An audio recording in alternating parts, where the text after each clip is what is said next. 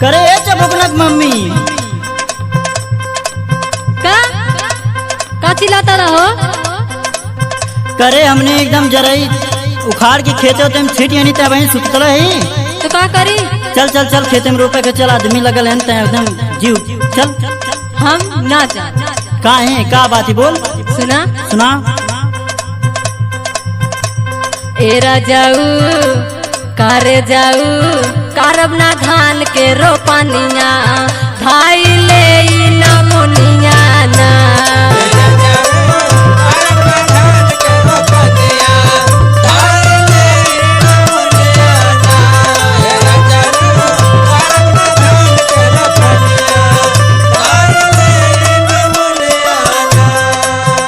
सुना तारा हो। सुना थी बोल। एरा जाऊ कारे जाऊ कारब ना धान के रोपनिया भाई ले ना मुनिया ना।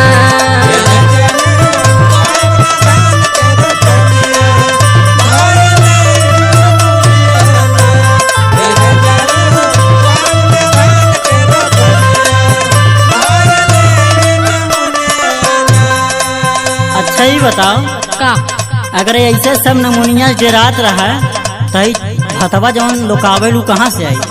आई खानवा पीनवा कहाँ से आई? हम ना जब सुना सुना। सुनावा।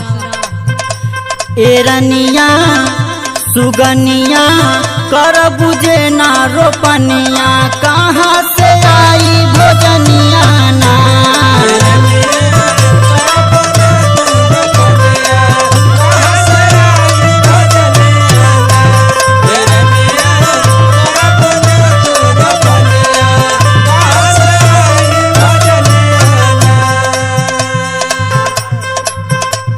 एरनिया सुगनिया कर बुझे ना रोपनिया कहाँ से आई भोजनिया ना।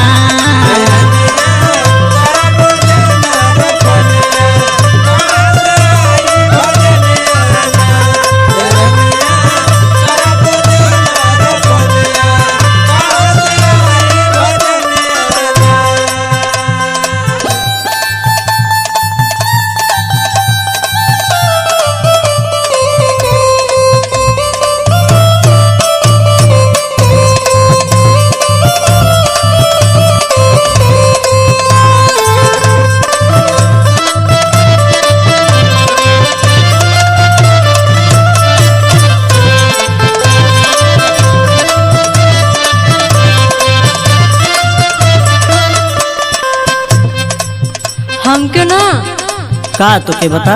बहुत एलर्जी है ई कुल से, पानी से धूप से। अरे तो आर एलर्जी न है तो एलर्जी ना रही। सुना सुनावा। ऊपर घाम लगे नीचे ठंडा पानिया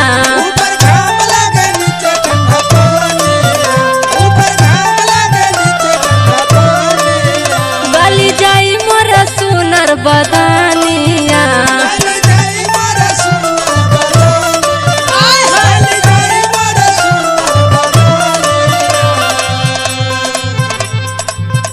ऊपर घाम लगे नीचे ठंडा पानिया गली जाई मोर सुनर बदानिया। एरा जाऊ करे जाऊ एरा जाऊ करे जाऊ करब ना धान के रोपनिया भाई ले ने मुनिया ना।